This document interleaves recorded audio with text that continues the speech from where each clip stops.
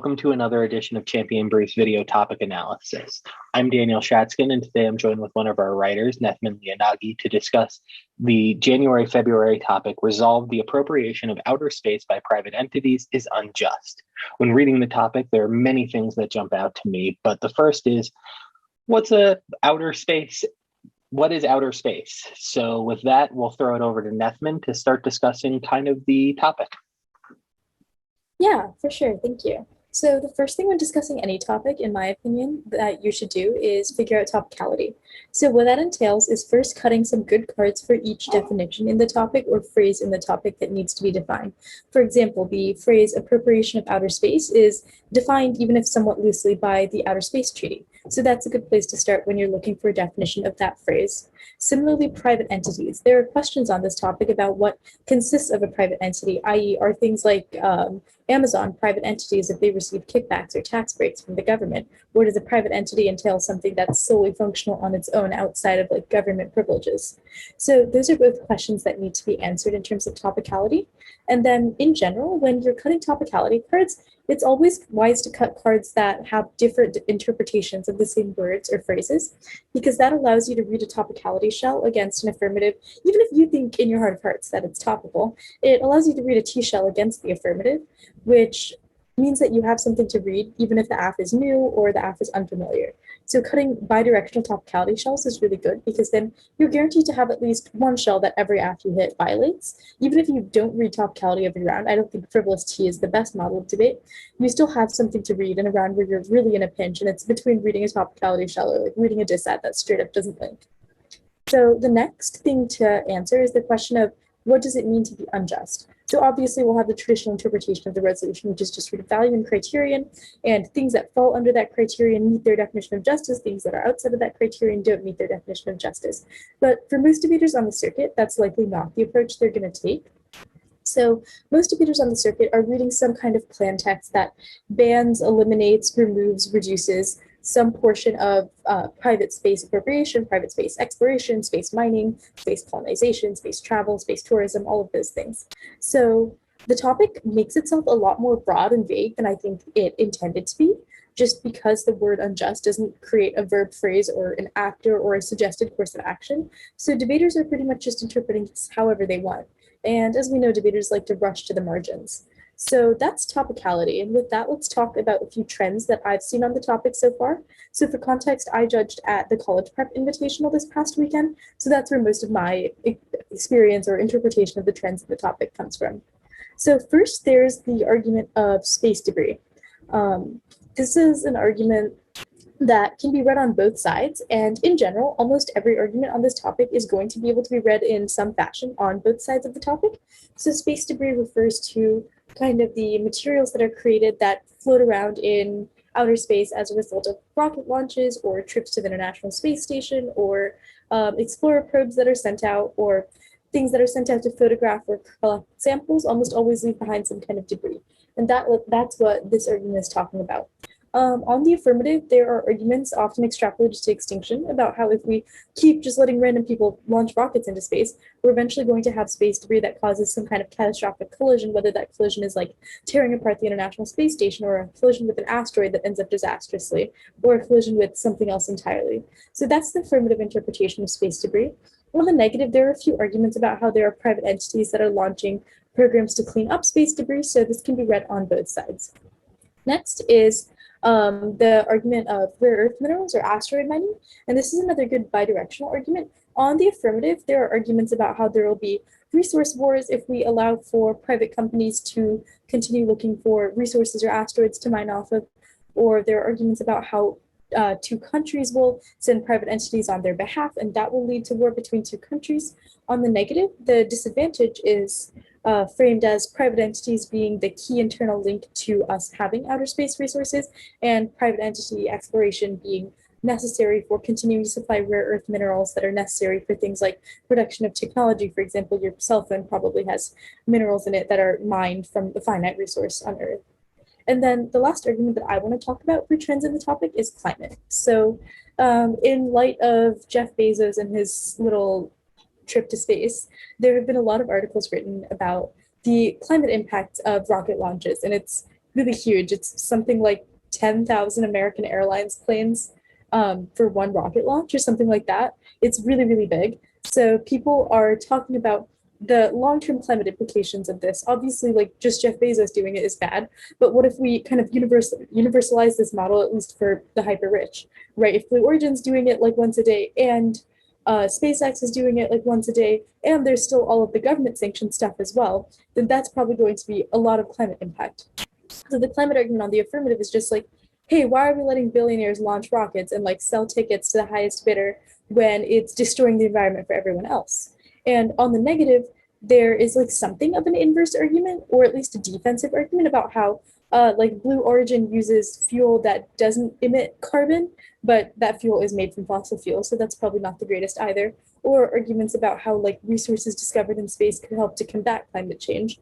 Um, and then there's also concern about rocket emissions hurting the ozone layer. And the ozone hole is not really something we want back. I'm glad we got rid of that when we did. So those are all issues that come up with the question of climate. While this argument isn't like the greatest argument on the topic, if you're wanting to go for an extinction impact, there are probably quicker ways to get there. It's definitely an important discussion to be had. And I think it's a discussion that'll come up in a lot of soft left debates and more traditional debates. And finally, before I hand it over to Shatzkin, I just want to issue my bi-monthly plea to cut good topic cards. Make sure that you use quotation marks when Googling terms of art, right? You can read any of my past topic analyses where I talk about why we don't think that the word nuclear arsenal means like a collection of cells that have nuclei, right? So make sure that you're cutting good cards. Make sure that your cards are coming from people that know about space, that talk about space, and preferably your cards are coming from organizations that are doing research to back up what they're saying. So just make sure you cut good topicality cards, because topicality frames how we interpret the topic. And it would be really incredibly sad if we were to have a bad topic cycle purely because none of y'all decided to cut good T cards, because I try my best, but I can't carry the whole circuit. So y'all got to do it too. Yeah, and with that, I think Nethmin's kind of hinted at something that's become more and more clear to me the more I research the topic, is that a lot of these issues are super interconnected, right? There are a lot of links from like space debris to climate change, say like the ozone holes in the ozone layer. There are a lot of links from rare earth mining to both space debris and climate change. Mining in space is going to create debris. Launching stuff into space to mine is going to create debris. But the rare earth metals that we could mine in space are the critical elements for like lithium batteries and stuff like that to help us move beyond fossil fuels. So there's going to be, I think, a lot of trade-off between like AFs and DAs and all sorts of stuff that I think people need to pay very close attention to links on this topic and where the links and internal links to impacts are. Impact and link chains are going to be super critical for util debaters on this topic. But to kind of switch gears a little bit, I want to talk about the other side of the topic, which is the property rights side of the topic. It seems like most of the topics that we've been dealing with recently, at least this year, have centered on the idea of property rights. And well, there are a lot of similarities between property rights topics in the past. The current topic has some unique aspects to it, specifically the Outer Space Treaty, which was signed in like the 60s. And it's been our guiding principle for how we utilize space basically since the beginning of human exploration into space. And what's critical about the Outer Space Treaty is that the Outer Space Treaty prevents the private acquisition, or national acquisition, rather, of space. It says that nations cannot claim territory within outer space. So the United States, by planting their flag on the moon, did not actually claim the moon for the United States, right? It was just a statement of the US has been here. And all the signees to the Outer Space Treaty have basically said that national appropriation of space won't happen. There won't be the Russian portion of the moon or the Chinese portion of the moon and the American portion of the moon. That's not how they want to utilize space, or at least it wasn't in the 1960s when space travel was at its infancy. Recently, the United States passed what's called the Space Act, which said that under the Outer Space Treaty, private entities could bring back items from space and retain ownership of those items, but they do not have ownership of the land within outer space. So all of these property rights arguments kind of boil down to what exactly can private entities do with and without property rights. The affirmative can argue that there are a lot of alternatives to property rights that can still allow for outer space mining, space debris cleanup, all sorts of different stuff, right? But the right that needs to be transferred over to private enterprises isn't property rights, but rather enterprising rights. What these look like is very similar to like maritime rights, where different countries can fish in the same area, but the first group there has the enterprise right to those fish until they leave. And then another group can come in and fish that same area. There are obviously going to be problems with that. The phrase most commonly seen in the literature is a distinction without a difference, right? Enterprise rights are a distinction without a difference to property rights. Once somebody starts mining the asteroid, their equipment is all there, everything like that. They're not going to be able to move that out of place quickly. So that creates this issue of what do nations do when there are disputes over enterprise rights. And the system looks very much like property rights. And so the question would be is whether enterprise rights are really property rights or are enterprise rights different? And does that create an acquisition of outer space or a good from outer space? There's a lot of definitional kind of debate there. And then moreover, what do public-private cooperation look like? The current model is basically a public-private cooperation. Most states, Russia has private entities that create their rockets and then Russia uses them. China's a little bit more state-owned. The EU uses private entities that then build, for it's the European Space Agency that then launches satellites for private agencies. The United States is very similar. We have Boeing and Lockheed Martin and SpaceX and Blue Origin all building rockets that are then leased by the public to use. They also have been starting to launch their own stuff. SpaceX does private flights now. Blue Origin has done private flights. So there's kind of this new era that we're getting into, and whether a public-private cooperation can solve most of these issues and whether it avoids kind of the privatization of space, and what is the privatization of space actually is part of the debate. And then finally, there are a lot of different hedge implications around space. Nethmin hinted at it before with rare earth metals, right? Most rare earth metals right now come from China. They have a supply, kind of control the supply of those metals. What does that affect for hegemony? What is getting more rare earth metals do for US hegemony, Chinese hegemony? How do developments in private space technologies affect the military and stuff like that? Can we get more satellites up there? Satellite hardening is one of the key elements of 21st century hegemony. Can you survive an anti-satellite attack, which by the way has further implications on space debris? So there are just a lot of different hedge implications that can come from outer space and what we do in outer space. The more spy satellites that we're able to launch, the more we can look around the world. How does that anger other countries? How do they respond to that? Is there a weaponization of space? Many critics argue that anti-satellite tests from Russia and China have weaponized space. Others would say that space has been weaponized from the beginning, right? We were launching rockets into space. The first utilization of space was for spy satellites for the most part. So space has kind of always been this pseudo-military, pseudo-public sphere that has a lot of distinct impacts for hegemony. And then going kind of off of that, there are some critical implications from that. The security K is probably going to be a big argument on this topic, and the securitization of space for the most part. How we go to space is through a security mindset from the beginning, right? The Cold War was in the space race during the Cold War was really a security race. And a race to prevent the other side from dominating space and having sole access to space.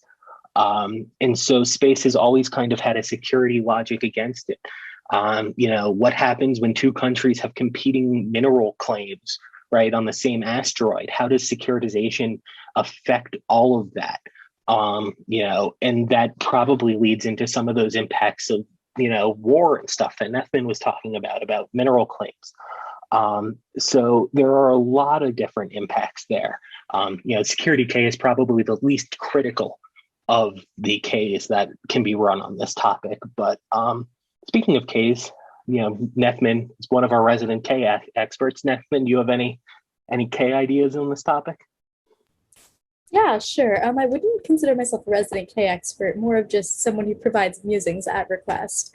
But regardless, I do have some thoughts about critiques, as always. So I think that this is a really good topic to read critiques on, despite everyone's kind of rush to the margins of the util debate that occurred last weekend. I think that I would caution people against taking these past three tournaments, so Drake, Blake, and College Prep, and using them as kind of a model for what the rest of the topic should look like, because I think a lot of people both rushed to the margins of the topic and also left out a lot of really good ground. So don't think that that's like all you have to read. Like just because it's not on the wiki doesn't mean it's not viable. Just like don't cut your cards from BuzzFeed News. Anyway, K stuff. So I think that the first and most common K argument that's been kicking around lately on this topic is the settler colonialism or colonialism argument. And this can be read both on the affirmative and the negative. On the affirmative, the argument goes something like trying to expand into space, especially private ownership of like celestial bodies, echoes colonial rhetoric of like westward expansion and imminent domain. It's bad. Representations matter the most. And we should do away with anything that has like potentially colonial or anti-indigenous representations. So that's like the affirmative on set call or colonialism. On the negative, there are similar representational arguments against affirmatives that, for example, advocate for public-private collaboration, or they advocate for only the removal of one form of space exploration or space appropriation, or they advocate for the removal of space appropriation as a method of preserving hedge. Those kinds of arguments are all pretty clear links to a set call or a colonialism K. So you can always read a K that's much more representationally oriented against those types of affirmatives. But in general, there are also arguments about, for example, Indigenous activists being against space colonization, and conversely, Indigenous activists or people that have been providing their input on how to make like space exploration more pro-Indigenous and to ensure that like resources aren't exploited. So I think that there's a lot of good literature here, and it's an interesting thing to explore. And I think that my most important kind of word of caution on this would be to make sure that you aren't speaking for Indigenous people and taking their words out of context, because I think there's a lot of nuance in how Indigenous people think about or view this topic and all topics. And I think that debaters have a huge tendency to be like, all right, I found a link card. I'm going to slap a Tuck and Yang card on it and like the Carlson card, and now it's a K. But in reality, all of the people whose cards you're reading probably have very different opinions, and you're just kind of formulating them into something and then being like, this is what every single Indigenous or Aboriginal person thinks, which is just not true. So just make sure you're not doing that. The second K option or thing that's been kind of kicking around is FEM. So I think that women in STEM, women in space exploration is something that's really important to talk about in general, because obviously STEM in general is a series of fields that are pretty cis male dominated, and thinking about like women representation in AI and data science and mathematics and space is really important. And on the affirmative, there are arguments about how like colonization or appropriation and allowing that to continue happening echoes like masculine logics of domination. And that's a reason to get rid of space, private space appropriation. Second, most of the CEOs of private space exploration companies are cis white dudes. So I think that's also something of note. And it's probably worth mentioning that cis white dudes with tons and tons of money are probably not invested in creating the best outcomes for women of color, especially women of color who live under repressive regimes, or women of color who currently aren't able to have rights to things like a bank account or a car. So it's worth thinking about how people with the most power are probably not going to create good structures for people with the least power. And that's probably another reason that we don't want like Jeff Bezos to control the whole Mars colony situation. On the negative, all of the standard fem links still apply, right? All of the representation links into extinction, all of the futurism links, all of the arguments about like feminist IR or feminist epistemology still apply. And in particular, I think that the Fem IRK on the negative is great because you can read it as a floating pick. Fem IR probably doesn't think that space colonization just for the sake of like making old Jeffrey a little bit richer is a good thing. So I think that you can very easily sell that the alternative of some kind of feminist epistemology or feminist IR also results in the affirmative. And I think that floating pics are something that not enough teams have been taking advantage of in LD. And I think it's, it's something good to try. And then next, I want to talk about futurism links. So for those of you unfamiliar, futurism links are links that, critique links that criticize the representations of being future oriented, i.e., like preserving the world for our children, or like extinction matters because there's infinite generations in the future. Those are the kinds of rhetoric or representations that futurism generally critiques. Most commonly, we see futurism with pessimism case, or futurism links with pessimism case, such as queer pessimism, which specifically critiques the image of the child as like what we're doing everything for. So I think that futurism links will be huge on this topic because a lot of the affirmative is, or a lot of the affirmatives on the topic, both critical affirmatives and policy affirmatives, are um, are discussing the ways in which getting rid of space exploration by private entities will make our future better or more secure, or will allow the government in the future to appropriate space instead of private entities. So futurism links are going to be huge on this topic.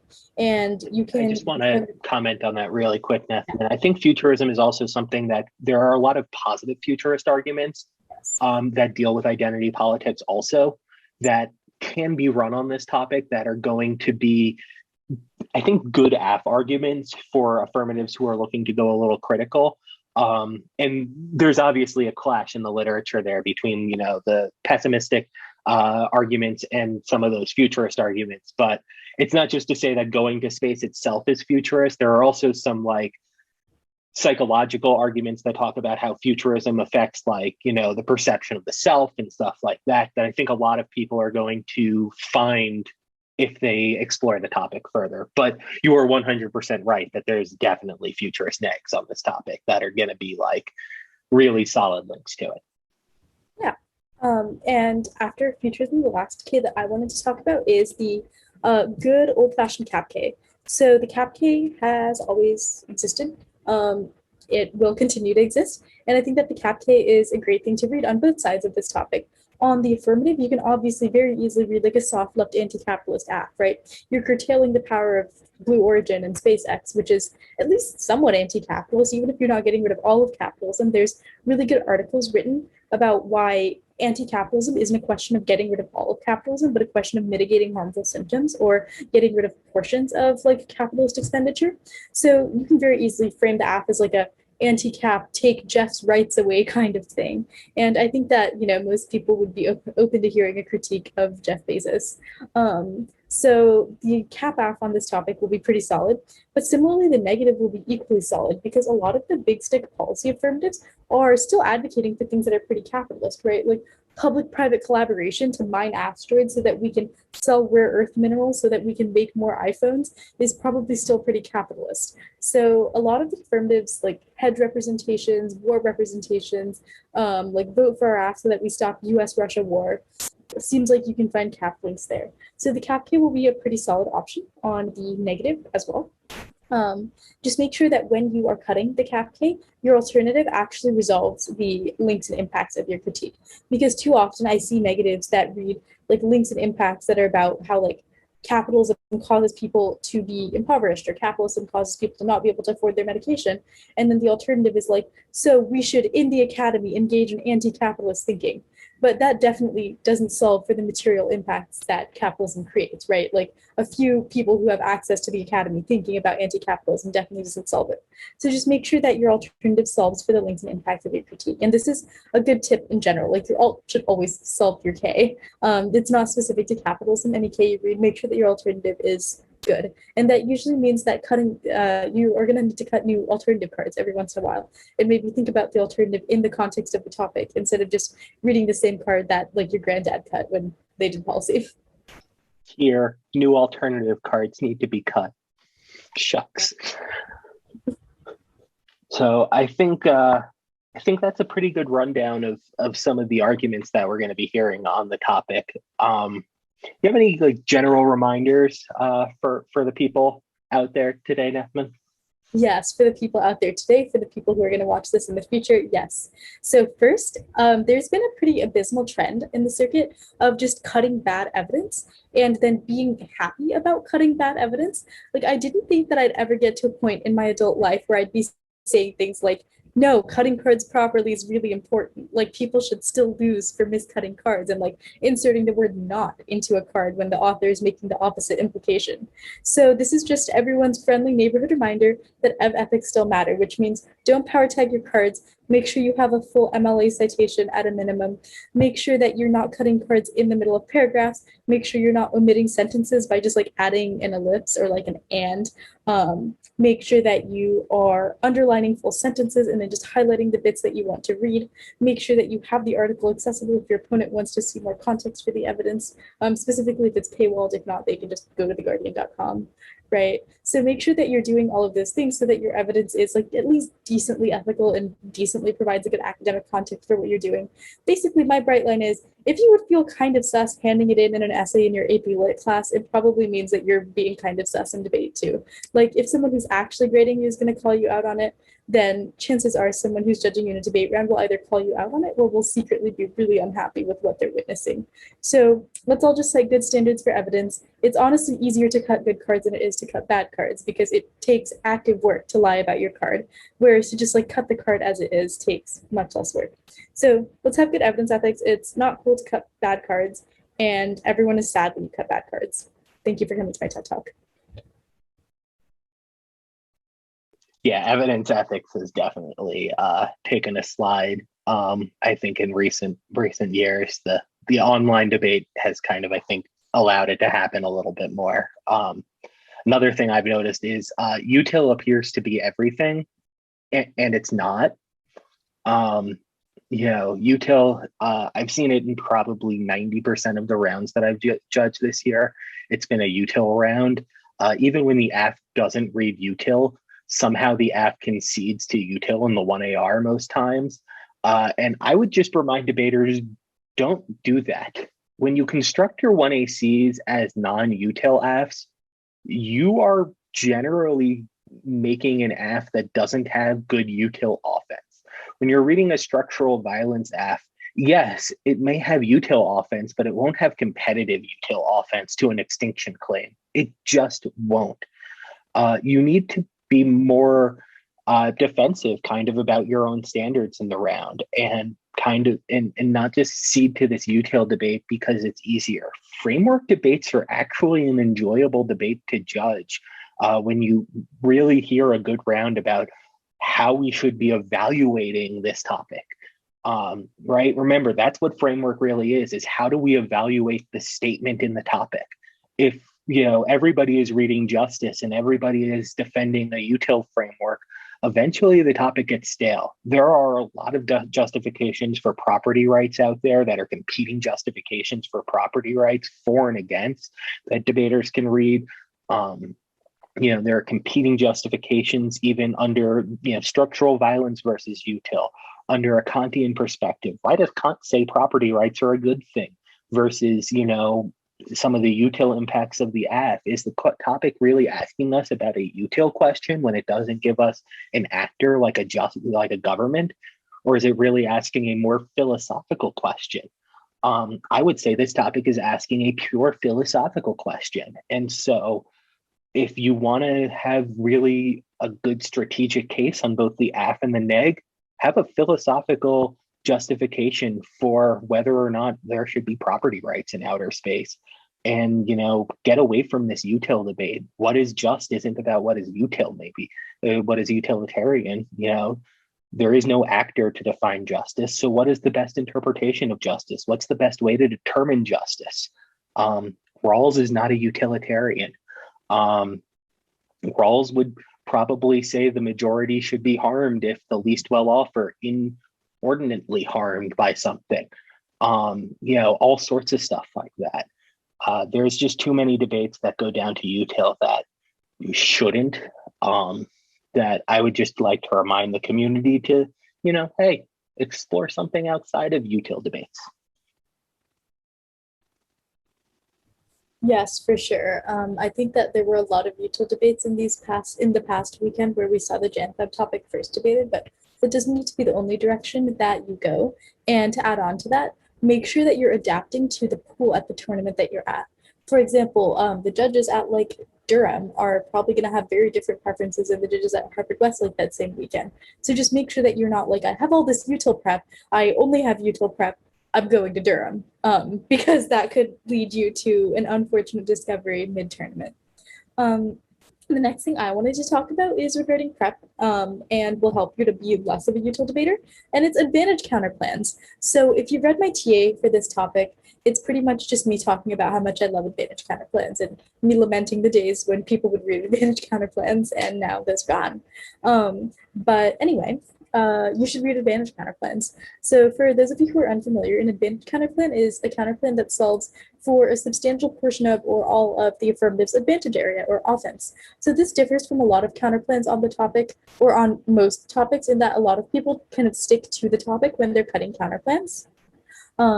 For example, if you were debating the nuclear arsenals topic, people would read a counterplan about like changing the way nuclear arsenals function or changing the way in which we control nuclear arsenals, whereas there could be maybe another method of solving for the affirmative that's not within the topic. So on this topic, the climate affirmative, there's a lot of ways to solve for climate that don't involve getting rid of space exploration, right?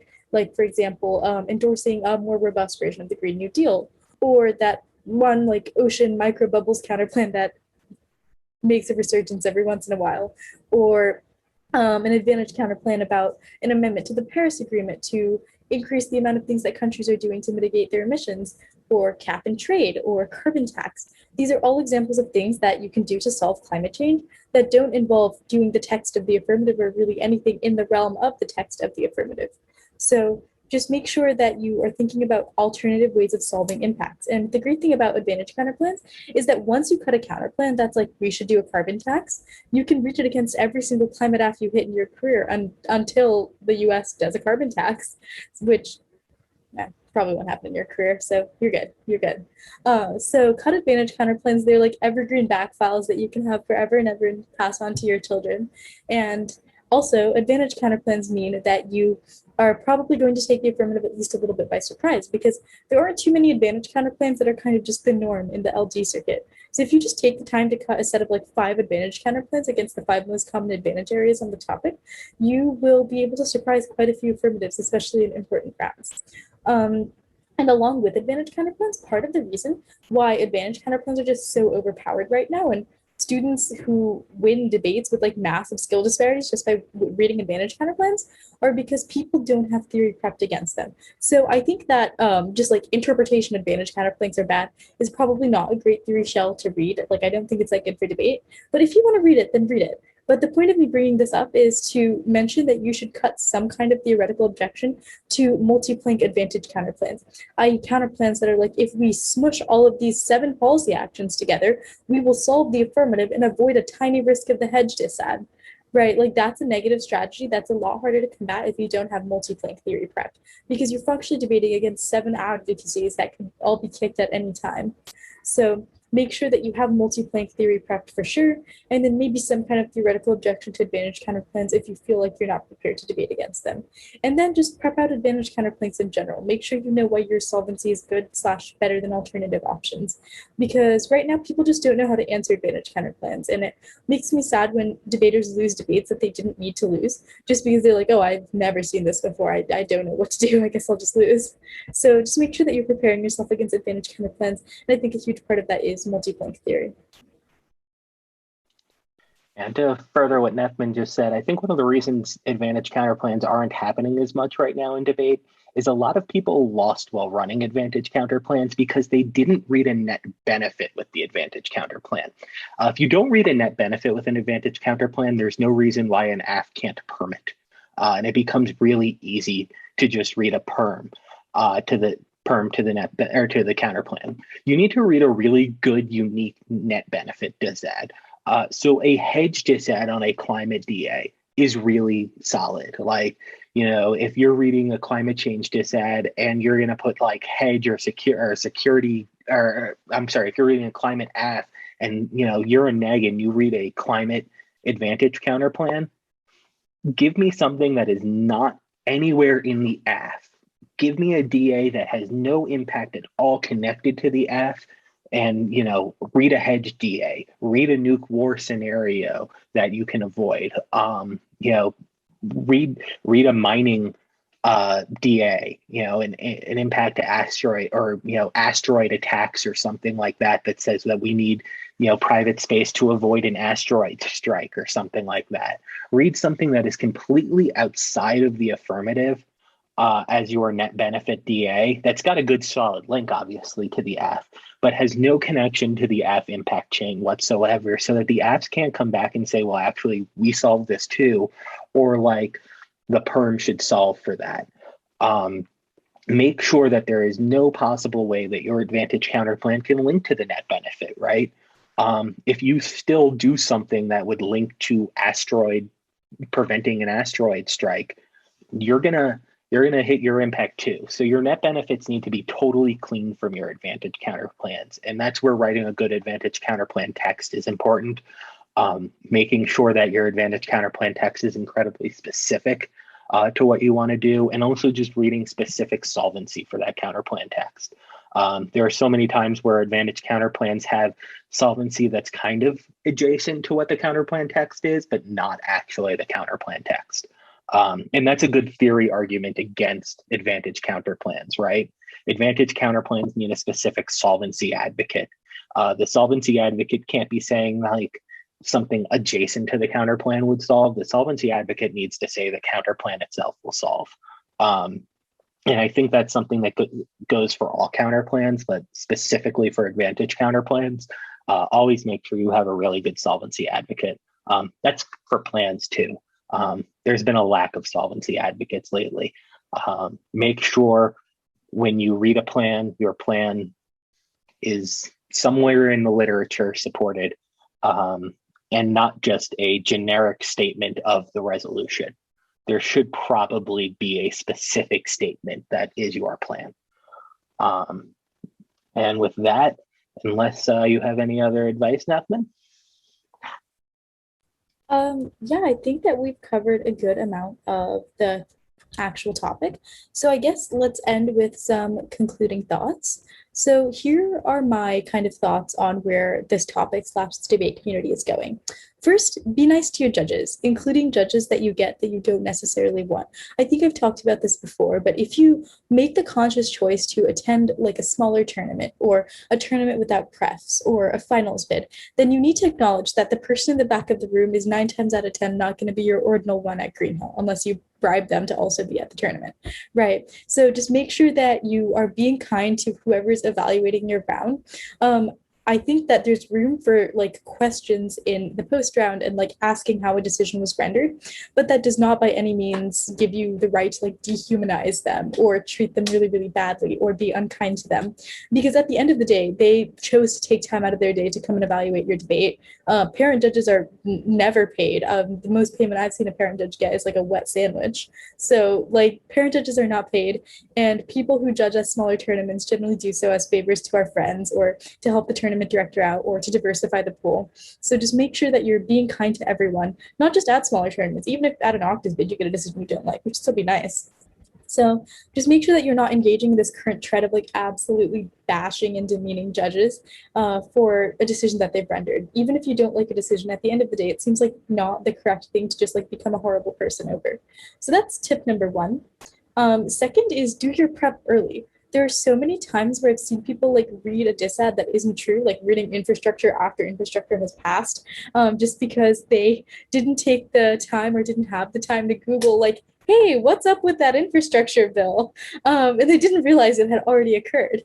So just make sure that you're doing your prep early, both so you avoid really humiliating things like reading infrastructure after it's passed. Don't read infrastructure, by the way, it's passed. But also so that you can just avoid falling prey to some of the more common arguments on the topic that you would have blocks against if you prepped earlier. So make sure that you're starting your prep early. And I would recommend kind of sectioning it out in chunks and figuring out like, here's my tournament. So that's the hard deadline for when when I need prep, right? Move your date about 3 days back so you have time to drill with the prep. And then from there, start sectioning off a few hours a day to get stuff done as you need so that you have an adequate and comfortable amount of prep going into the tournament. Obviously, this doesn't mean like don't use the wiki or don't use back files, but it more so means like make sure that you're prepared for everything that can happen, as opposed to being like, okay, I have a 1 AC and like 3 negative positions, let's go, because that is what kind of leads to students being really confused, losing debates that they could have avoided losing, and also it's what leads to really awful generic debates where people read like the same generic K and the same generic shell in every round just because it didn't prep topic decides.